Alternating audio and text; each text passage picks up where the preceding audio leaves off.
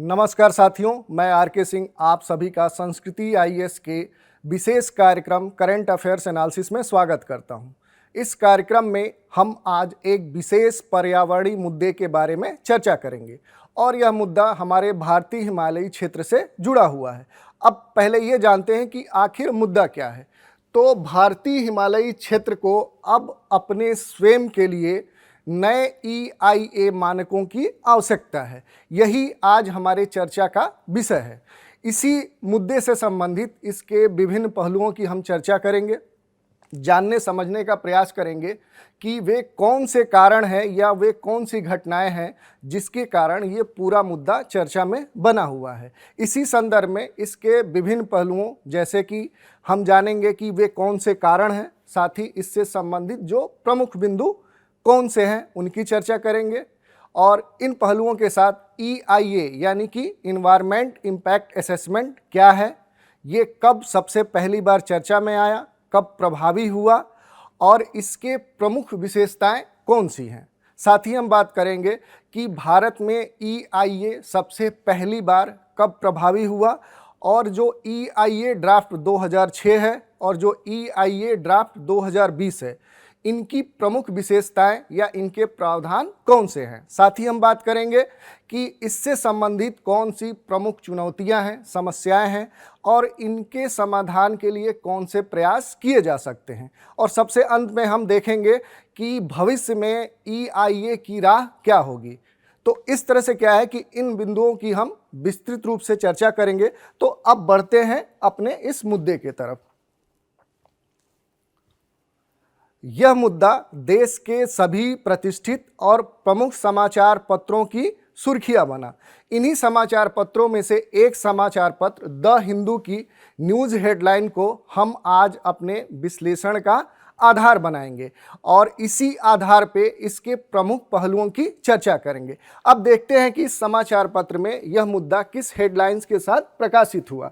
तो हेडलाइंस थी the Indian Himalayan region needs its own EIA, यानी कि पहले ही हम बता चुके हैं कि अब ये कहा जा रहा है कि भारतीय हिमालयी जो क्षेत्र है, इंडियन हिमालयन रीजन, उसके लिए अब एक अलग तरह के EIA मानकों के सेट की आवश्यकता है और इसके मंजूरी प्रदान करने की भी मांग उठ रही है। तो यही मुद्दा आज का हमारा है। अब बात कर लेते हैं कि यह विषय या मुद्दा सिविल सेवा परीक्षा की तैयारी कर रहे हुए परीक्षार्थियों के लिए क्यों महत्वपूर्ण है। तो जो यह मुद्दा है ये UPSC पाठ्यक्रम के पेपर 3 से संबंधित है, जिसमें क्या है कि पर्यावरण, पारिस्थितिकी, जैव विविधता और आपदा प्रबंधन जैसे खंड सम्मिलित है। उसी पाठ्यक्रम के अंतर्गत ये क्या है कि पर्यावरण संरक्षण, पर्यावरण प्रदूषण, पर्यावरण ह्रास और पर्यावरण प्रभाव आकलन टॉपिक से संबंधित मुद्दा है। तो इस कारण से क्या है कि ये हमारे लिए अत्यंत महत्वपूर्ण विषय बनता है। अब बढ़ते हैं इसके कुछ बिंदुओं के तरफ। तो सबसे पहली बात हम ये जानते हैं कि आखिर यह विषय या यह मुद्दा चर्चा में क्यों बना हुआ है।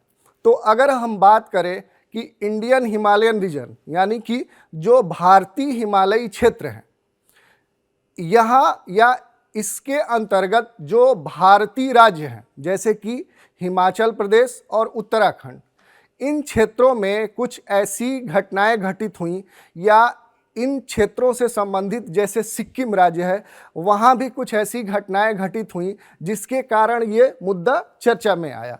अब ये घटनाएं कौन सी हैं, जैसे अगर उदाहरण के तौर पे कुछ घटनाओं को हम देखें तो सिक्किम में तीस्ता डैम का टूटना या हिमाचल प्रदेश में भूस्खलन, लैंडस्लाइड और बाढ़ के बड़े स्तर पे वहाँ पे घटनाएं घटित हुई, जिसके कारण क्या हुआ कि वहाँ का पूरा पारिस्थितिकी तंत्र असंतुलित हो गया, जिसके आधार पर ये कहा जाने लगा कि इन क्षेत्रों में जो विकास आधारित योजनाएं संचालित हैं या इन क्षेत्रों के लिए जो विकास मॉडल लागू किए गए हैं वो इन क्षेत्रों के लिए अनुकूल अब नहीं रह गए हैं।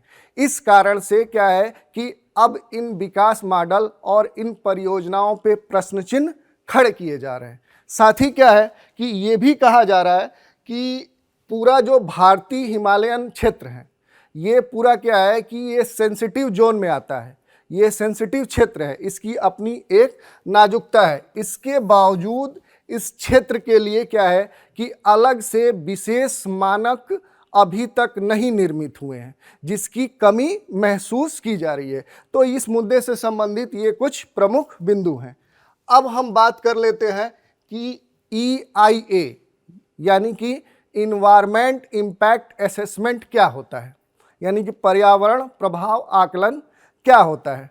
तो बात करें कि EIA क्या होता है, तो संयुक्त राष्ट्र पर्यावरण कार्यक्रम के अनुसार किसी भी परियोजना के प्रारंभ करने से पहले उसके पर्यावरणीय प्रभाव, उसके आर्थिक प्रभाव और सामाजिक प्रभाव की पहचान करने के लिए EIA का प्रयोग होता है। अगर सरल शब्दों में हम कहें तो EIA एक टूल की तरह कार्य करता है, एक उपकरण की तरह कार्य करता है, जो किसी भी परियोजना के कार्यान्वयन से पूर्व उसके विभिन्न प्रभावों जैसे कि पर्यावरणीय प्रभाव, उससे अंतर संबंधित आर्थिक, सामाजिक और मानव के स्वास्थ्य पे पड़ने वाले प्रभावों की पहचान करता है। साथ ही अगर हम EIA के लक्ष्य की बात करें तो किसी परियोजना के नियोजन यानी कि उसके प्लानिंग, उसके डिजाइन, उसके प्रारूप के प्रारंभिक चरण में उसके पर्यावरण पे पड़ने वाले प्रभाव और उसके प्रतिकूल प्रभावों के समाधान के लिए एक प्रभावी साधन प्रदान करने में EIA हमारी मदद करता है। साथ ही क्या है, किसी भी स्थानीय पर्यावरण के अनुरूप किसी परियोजना को आकार प्रदान करने में भी EIA हमारी मदद करता है। साथ ही क्या है, परियोजना के नीति निर्माताओं के लिए EIA विभिन्न वैकल्पिक मार्ग प्रदान करता है। तो इस तरह से हमने देखा कि EIA को किस तरह से डिफाइन किया गया है, इसके लक्ष्य क्या हैं। साथ ही इसकी कुछ अन्य विशेषताओं की बात करें तो ये किसी भी लक्षित या प्रस्तावित योजना के विभिन्न वैकल्पिक मार्ग प्रस्तुत करता है, जिसका उपयोग करके हम उनका तुलनात्मक अध्ययन करते हैं। साथ ही क्या है कि इन विकल्पों का विभिन्न परिदृश्यों में संभावित जो पर्यावरणीय प्रभाव हो सकते हैं उनका हम विश्लेषण करते हैं और उनके प्रभावों की भविष्यवाणी भी हम कर पाते हैं। साथ ही क्या है कि इसके द्वारा क्या होता है कि उचित रणनीति तय करने में भी हमें मदद मिलती है। चूँकि क्या है कि हम विभिन्न वैकल्पिक मार्गों को प्राप्त करते हैं, उसके आधार पे उनका विश्लेषण करते हैं और इनमें से जो सबसे उचित मार्ग होता है उसका चुनाव करते हैं, जिससे क्या होता है कि किसी परियोजना के सबसे सटीक रणनीति को हम प्राप्त कर पाते हैं। अब बात करते हैं कि EIA से अन्य और कौन से लाभ हमें प्राप्त हो सकते हैं। तो क्या है कि इसके द्वारा बेसलाइन डेटा हमें प्राप्त होता है, जिसके आधार पर उनका हम विश्लेषण करते हैं और उसके भविष्य में जो संभावित परिणाम हो सकते हैं उसकी भविष्यवाणी करते हैं। तो इस तरह से हमने देखा कि EIA क्या है, इसके लक्ष्य क्या है, इसकी प्रमुख विशेषताएं क्या हैं और इसका लाभ क्या है या इसका महत्व क्या है। अब बात कर लेते हैं EIA के विकास की, या सबसे पहली बार ये कब चर्चा में आया और कब प्रभावी रूप से इसका क्या किया गया, प्रयोग किया गया। तो अगर वैश्विक स्तर पे हम बात करें तो सबसे पहली बार अमेरिका में 70 के दशक में वहाँ के सार्वजनिक दबाव के कारण अमेरिका में एक राष्ट्रीय पर्यावरण कार्यक्रम अधिनियम नेपा लागू किया गया। उसी दौरान सबसे पहली बार EIA प्रक्रिया को लागू किया गया। तो इस तरह से अगर हम देखें तो विश्व में सबसे पहली बार 1969 में अमेरिका में EIA का प्रभावी कार्यान्वयन हुआ। उसके बाद अगर 1989 में विश्व बैंक ने ये दिशा निर्देश दिया कि उसके अंतर्गत संचालित विभिन्न परियोजनाओं के प्रारंभ करने से पहले EIA प्रक्रिया को लागू किया जाए। और जो सबसे प्रभावी कार्यान्वयन की बात की जाए तो 1992 में जब अर्थ रियो समिट हुआ, यानी कि जिसको हम पृथ्वी सम्मेलन कहते हैं, इस सम्मेलन के दौरान यह निर्णय लिया गया कि अब किसी भी परियोजना के प्रारंभ करने से पूर्व उसमें EIA प्रक्रिया को लागू करना अनिवार्य है। तो इस तरह से तीन क्या है टाइमलाइन है। इस टाइमलाइन पे क्या है कि एक है 1969, दूसरा है 1989 और तीसरा है 1992 अर्थ समिट, जिसके दौरान क्या किया गया कि EIA को पूरी तरह से लागू करने के दिशा निर्देश जारी किए गए। अब बात कर लेते हैं कि भारत में EIA, तो अगर इंडिया की बात की जाए या अपने देश की बात की जाए तो भारत में भी पहले से ही पर्यावरण संरक्षण से संबंधित अनेक विचार दिए गए और इसी संदर्भ में EIA को लागू करने की अलग अलग समयों पे मांग की गई। लेकिन भारत में सबसे पहली बार 1976-77 में जब नदी घाटी परियोजनाओं के प्रारंभ करने की पहल की गई, उस दौरान तत्कालीन योजना आयोग, जो आज नीति आयोग के नाम से जाना जाता है, उसने दिशा निर्देश दिया कि विज्ञान एवं प्रौद्योगिकी विभाग यह पहचान करे कि इन नदी घाटी परियोजनाओं के प्रारंभ करने के बाद इसके विभिन्न पर्यावरणीय प्रभाव कौन से होंगे। तो क्या है कि भारत में सबसे पहली बार नदी घाटी परियोजनाओं के समय ही EIA को पहली बार प्रयोग किया गया। अगर इसके बाद की बात करें तो जब पर्यावरण संरक्षण के लिए 1986 में राष्ट्रीय पर्यावरण संरक्षण अधिनियम 1986 लागू किया गया, उसके बाद इसी के अंतर्गत, इस अधिनियम के अंतर्गत केंद्रीय पर्यावरण, वन और जलवायु परिवर्तन मंत्रालय ने पर्यावरण मंजूरी को अनिवार्य बनाने के दृष्टिकोण से सबसे पहली EIA अधिसूचना जारी की। इसके बाद इसे कुछ नई परियोजनाओं के स्थापना के लिए और कुछ अन्य परियोजनाओं के आधुनिकीकरण के लिए और साथ ही कुछ विशिष्ट गतिविधियों के विस्तार के लिए इसे प्रभावी रूप से लागू किया गया। इसके पश्चात बाद में EIA 2006 अधिसूचना के द्वारा इसे प्रतिस्थापित कर दिया गया। इसके बाद केंद्रीय पर्यावरण, वन और जलवायु परिवर्तन मंत्रालय ने वर्ष 2020 में एक नया मसौदा बनाया, यानी कि एक नया EIA 2020 ड्राफ्ट बनाया, जिसके अलग अलग नए प्रावधानों में परिवर्तन किए गए। लेकिन इस EIA ड्राफ्ट 2020 की कुछ आधारों पर आलोचना की गई। जैसे इस ड्राफ्ट को ये कहा गया कि ये प्रो इंडस्ट्री है, यानी कि क्या है, ये उद्योग समर्थक है और साथ ही क्या है कि यह पारिस्थितिकी चिंताओं से समझौता करने वाला है। तो इन बिंदुओं के आधार पे क्या कहा गया कि EIA 2020 क्या है, कुछ बिंदुओं पे सही नहीं है या इसकी आलोचना की गई। अब बात कर लेते हैं EIA ड्राफ्ट 2020 की और इसके प्रमुख प्रावधान कौन से हैं या इनकी विशेषताएं कौन सी हैं। तो जो सबसे पहली विशेषता है इसके वर्गीकरण की, इसके क्लासिफिकेशन की। इसके अंतर्गत क्या कहा गया है कि विभिन्न परियोजनाओं के उनके पैमानों और प्रभावों के आधार पे इन परियोजनाओं को दो श्रेणियों में वर्गीकृत किया गया है। पहली श्रेणी A और दूसरी श्रेणी B।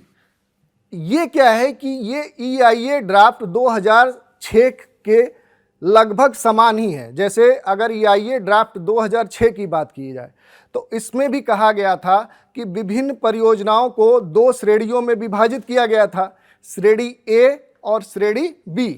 जहां श्रेणी A में ये कहा गया था कि इसके अंतर्गत उन परियोजनाओं को रखा जाएगा जिसके लिए पर्यावरण मंजूरी अनिवार्य है। ये परियोजनाएं केंद्र सरकार के द्वारा किसी विशेष उद्देश्य के द्वारा संचालित की जाएंगी। साथ ही क्या है, इसके लिए सरकार एक मूल्यांकन समिति गठित करेगी जिसकी सलाह पर पर्यावरण एवं वन मंत्रालय उसको अनुमोदित करेगा और वो परियोजना आगे संपादित होगी।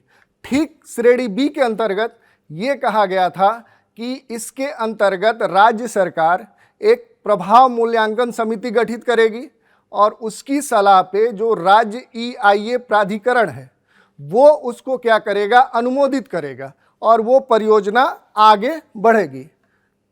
बी श्रेणी को भी क्या किया गया कि ड्राफ्ट 2006 में पुनः 2 उप श्रेणियों में विभाजित किया गया था, उप श्रेणी B1 और B2। B1 में ये कहा गया था कि इसके अंतर्गत जो परियोजनाएं शामिल होंगी उनके लिए अनिवार्य रूप से पर्यावरण मंजूरी की आवश्यकता नहीं है, जबकि B2 में पर्यावरण मंजूरी की आवश्यकता ही नहीं है। तो इस तरह से क्या है कि ये जो प्रावधान किया गया है ये लगभग 2006 का जो ड्राफ्ट है उसी से मिलता जुलता है। दूसरी अगर हम बात करें, इस अधिनियम में ऑनलाइन सबमिशन और प्रोसेसिंग की बात कही गई है, यानी कि किसी भी परियोजना के अनुप्रयोगों, परामर्श, अनुपालन, निगरानी के लिए ऑनलाइन प्लेटफार्मों के उपयोग को प्राथमिकता दिए जाने की बात कही गई है। अगर अन्य बातों को हम देखें तो इस ड्राफ्ट में कार्योत्तर मंजूरी की बात कही गई है, साथ ही विस्तारित परियोजनाओं के दायरा को बढ़ाने की बात कही गई है और जो सार्वजनिक परामर्श है उसके लिए जो पहले से निर्धारित समय था उसको कम कर दिया गया है। यानी कि जो ड्राफ्ट 2006 था उसमें सार्वजनिक जो परामर्श का समय था वो पहले 30 दिन था, उसको अब कम करके 20 दिन कर दिया गया, जिसके आधार पर भी आलोचना की जा रही है। अब इसके साथ कुछ अन्य बातों को हम देख लेते हैं। इस ड्राफ्ट में किसी भी परियोजना को हरी झंडी यानी क्लियरेंस मिलने के बाद भी वो क्या होगी, वो निगरानी के अंदर रहेगी, यानी कि उसके अनुमोदन प्राप्त करने के बाद भी उसकी निगरानी होगी और उसकी रिपोर्टिंग होगी। इस प्रावधान में भी एक बड़ा परिवर्तन किया गया है, जहां EIA ड्राफ्ट 2006 में जो रिपोर्टिंग का समय था वो पहले 6 मंथ यानी कि 6 माह था और उसको अब क्या कर दिया गया है कि नए ड्राफ्ट में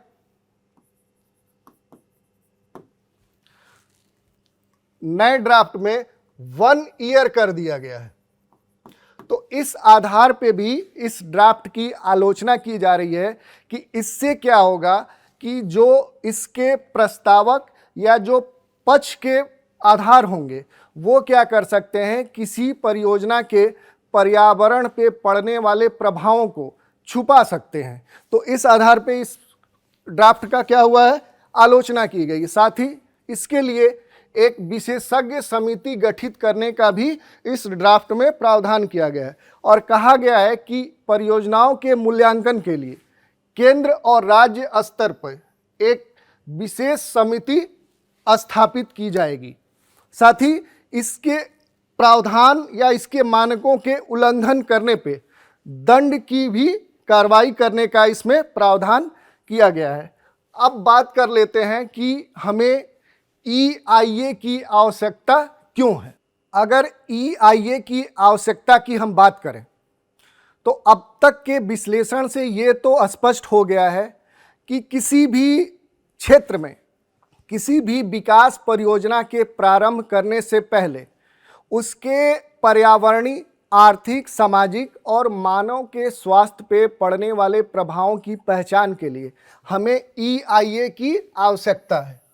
अगर हम उदाहरण के तौर पे देखें तो यदि कोई डैम बन रहा है, कोई परमाणु प्रतिष्ठान बन रहा है, कोई नेशनल हाईवे प्रोजेक्ट प्रारंभ होने वाला है या इस तरह की कोई भी विकासात्मक परियोजना प्रारंभ की जाने वाली है, तो उसका स्थानीय पर्यावरण और अन्य स्थानों पे क्या प्रभाव पड़ेगा, क्या उसके परिणाम परिलक्षित होंगे, उसकी जानकारी के लिए हमें EIA की आवश्यकता है। साथ ही क्या है कि जो भी परियोजना प्रारंभ होने वाली है उसके विभिन्न वैकल्पिक मार्ग कौन से हो सकते हैं, उसकी जानकारी के लिए भी EIA हमारे लिए आवश्यक है। अगर कुछ अन्य बातों की हम चर्चा करें तो क्या है कि अगर कोई प्रस्तावित परियोजना है, उसके विभिन्न जो मार्ग हो सकते हैं उनका विश्लेषण करना और भविष्य में जो उसके संभावित परिणाम हो सकते हैं उनकी जानकारी के लिए भी EIA हमारे लिए अति आवश्यक है। साथ ही क्या है कि ये हमें संबंध रणनीति तय करने में हमारी मदद करता है, यानी कि ऐसी परियोजनाएं जिनसे क्या हो सकता है कि कार्बन एमिशन होता है, तो ऐसी हम रणनीति तय कर पाते हैं जिसमें कम से कम कार्बन उत्सर्जन हो, यानी कि क्लोरोफ्लोरोकार्बन गैस का सबसे कम उत्सर्जन जिस साधन या मार्ग के द्वारा होगा वो हमें EIA प्रदान करता है। साथ ही क्या है कि जो हमारी सतत विकास की अवधारणा है, यानी कि जो सस्टेनेबल गोल है, उसको प्राप्त करने में भी क्या है कि EIA सबसे मजबूत हथियार है। यानी कि क्या है कि हमारे पर्यावरण प्रशासन के पास एक ऐसा टूल है जिसके द्वारा हम अपने सतत विकास की अवधारणा को अचीव कर सकते हैं। तो इस तरह से क्या है कि हमने देखा कि हमारे लिए EIA क्यों आवश्यक है। अब हम बात कर लेते हैं कि जो EIA फ्रेमवर्क है इसमें हिमालय क्षेत्र की क्या स्थिति है। तो अगर हम बात करें इंडियन हिमालयन रीजन की, तो पहले से हम जानते हैं कि इस पूरे क्षेत्र का अपना एक इकोलॉजिकल सिग्निफिकेंस है, अपना एक पारिस्थितिकी महत्व है। साथ ही क्या है कि ये पूरा क्षेत्र भूकंपीय क्षेत्र में आता है, यानी सिस्मिक जोन में आता है। साथ ही क्या है कि यहाँ जलवायु संवेदनशील क्षेत्र है, जिसके कारण क्या है कि हम कह सकते हैं कि EIA प्रक्रियाओं में विशेष पर्यावरण मूल्यांकन की गारंटी देती है। यानी कि क्या है कि हमें यहाँ एक नए तरह के मानकों की आवश्यकता की कमी है। साथ ही अगर स्वतंत्र राष्ट्रीय निरीक्षण की बात करें तो इन क्षेत्रों में किसी ऐसे नियामक का अभी तक अभाव है, जिसके लिए पहले से ही सुप्रीम कोर्ट ने एक दिशा निर्देश और सिफारिश की थी कि यह इन क्षेत्रों के लिए एक नियामक तय किया जाए, लेकिन अभी तक इस सिफारिश पे कोई भी कार्रवाई प्रभावी रूप से लागू नहीं की गई है। अब कुछ अन्य बातों को हम देखें तो क्या है कि इन क्षेत्रों के अलग अलग स्थानों पे एक से अधिक परियोजनाएं संचालित हैं, जिनके अलग अलग पर्यावरणीय, आर्थिक, सामाजिक प्रभाव परिलक्षित हुए हैं, जिनके सम्मिलित प्रभाव को अभी तक व्यापक स्तर पे मूल्यांकन नहीं हुआ है, जिसके कारण कहा जा रहा है कि इस क्षेत्र में संचयी प्रभावों पे अपर्याप्त विचार किया जाता है। अब बात कर लेते हैं श्रेणीबद्ध दृष्टिकोण में भी कुछ खामियां हैं। यानी कि क्या कहा जा रहा है कि वर्तमान दृष्टिकोण स्थान के आधार पर जोखिमों को अलग करता है, न कि एक व्यापक भौगोलिक क्षेत्र के आधार पर। दूसरी बात क्या कहा जा रहा है कि इंडियन हिमालयन रीजन चूँकि अपना एक इसका पारिस्थितिकी महत्व है, इसके बावजूद यहाँ जो मानक लागू हैं वो अन्य क्षेत्रों के समान ही हैं, जिसमें अब क्या है सुधार करने की आवश्यकता है। अगला पहलू है कि इन सारी समस्याओं के लिए कौन से समाधान हम रख सकते हैं। तो समाधान में सबसे जो पहली बात कही गई है कि पर्यावरण मानकों में हमें अंतर स्पष्ट करने होंगे। साथ ही ये कहा गया है कि जो सभी EIA चरण हैं उनमें इंडियन हिमालयन रीजन विशिष्ट चिंताओं का समाधान करे। साथ ही ये कहा गया है कि सभी परियोजनाओं के लिए उनके सामान्य शर्तों में इंडियन हिमालयन रीजन के बारे में प्रावधान शामिल किए जाए। इस तरह से क्या है कि ये प्रस्तावित समाधान थे। अब बात कर लेते हैं कि EIA के समक्ष कौन सी प्रमुख चुनौतियां हैं। तो कुछ प्रमुख चुनौतियों में सबसे पहली है कि राष्ट्रीय नियामक का अभाव है। साथ ही क्या है कि संचयी प्रभावों पर विचार करने का भी अभाव है। और इन चुनौतियों के साथ साथ क्या है कि ये EIA सभी परियोजनाओं पर लागू नहीं होता है। बहुत सी ऐसी परियोजनाएं हैं जो EIA के दायरे से बाहर है, तो उन सभी परियोजनाओं को क्या करना होगा, EIA के दायरे में लाना होगा। साथ ही क्या है कि इस EIA को केवल एक औपचारिकता के रूप में लिया जाना, ये भी वर्तमान में एक बड़ी चुनौती है। इन चुनौतियों के साथ अगर हम देखें, एक अन्य चुनौती के रूप में अगर हम देखें तो यह केवल सक्रिय होने के बजाय सिर्फ एक प्रतिक्रियाशील नियामक की तरह कार्य करता है। और साथ ही क्या है कि चुनौतियों में एक अन्य चुनौती क्या है कि इसमें निष्पक्षता का अभाव है। तो इस तरह से हम देख लिए कि वे कौन कौन सी चुनौतियां EIA के समक्ष उपलब्ध हैं। अब बात करते हैं कि EIA के कौन से लाभ हैं। तो चूंकि EIA क्या करता है कि हमारे पर्यावरण को संरक्षित करता है, साथ ही क्या है कि इस संरक्षण से हमें सतत विकास की जो हमारी अवधारणा है उसको हम आसानी से प्राप्त कर सकते हैं। साथ ही क्या है कि चूंकि EIA का जो कार्य है वो किसी भी परियोजना के विभिन्न वैकल्पिक मार्गों को प्रदान करना है, इससे क्या होता है कि हमारे इन विकल्पों के आधार पे हमारी जो निर्णय क्षमता है वो बेहतर होती है। साथ ही क्या है कि पर्यावरण संरक्षण से हमारे स्वास्थ्य और सुरक्षा सुनिश्चित होती है, और पर्यावरण पारिस्थितिकी के संवर्धन से क्या होता है कि हमारे जो प्राकृतिक संसाधन हैं वो संरक्षित होते हैं, जिससे हमें आर्थिक लाभ होता है। और साथ ही क्या होता है कि हमारी जो संसाधन दक्षता है उसमें भी वृद्धि होती है। इसी के साथ क्या होता है कि जैव विविधता संरक्षित होता है, और जलवायु परिवर्तन से संबंधित जो समस्याएं हैं उनके समाधान में भी हमें मदद मिलती है। साथ ही अगर हम बात करें तो EIA के द्वारा क्या होता है कि सांस्कृतिक सामाजिक संरक्षण भी सुनिश्चित होता है। और इन सारे बिंदुओं के साथ क्या होता है कि इससे हमारे आम जनमानस में पर्यावरण से संबंधित जागरूकता के साथ पर्यावरण शिक्षा का विकास होता है। तो इस तरह से क्या थे कि ये कुछ ऐसे बिंदु थे जिससे क्या हो सकता है कि हमें EIA से लाभ प्राप्त होते हैं। अब अगर हम भविष्य में EIA की राह की बात करें तो क्या है कि इसमें सबसे जो पहला बिंदु होगा कि EIA को हमें ऑनलाइन प्लेटफॉर्म पे लाना होगा। साथ ही क्या है कि इसमें हमें टेक्नोलॉजी का अधिक से अधिक प्रयोग करना होगा, और साथ ही क्या है कि अपने लिए एक स्वतंत्र विशेष पैनल निर्माण करने पे भी ध्यान देना होगा। साथ ही क्या है कि अपनी क्षमता निर्माण को और विकसित करना होगा, और जो संचयी प्रभाव उत्पन्न होते हैं उनके आकलन पे विशेष ध्यान देना होगा। तो ये अभी तक हमने क्या देखा कि EIA के विभिन्न जो पहलू थे, या जो भारतीय हिमालयी क्षेत्र था जो मुद्दा आजकल चर्चा में है, इससे संबंधित विभिन्न पहलुओं पे हमने विचार किया। आज के इस परिचर्चा में यहीं तक, फिर अगले अंक में हम एक नए मुद्दे के साथ आपके सामने हाजिर होंगे। तब तक के लिए धन्यवाद, आप हमारे साथ बने रहें। Thank you for watching.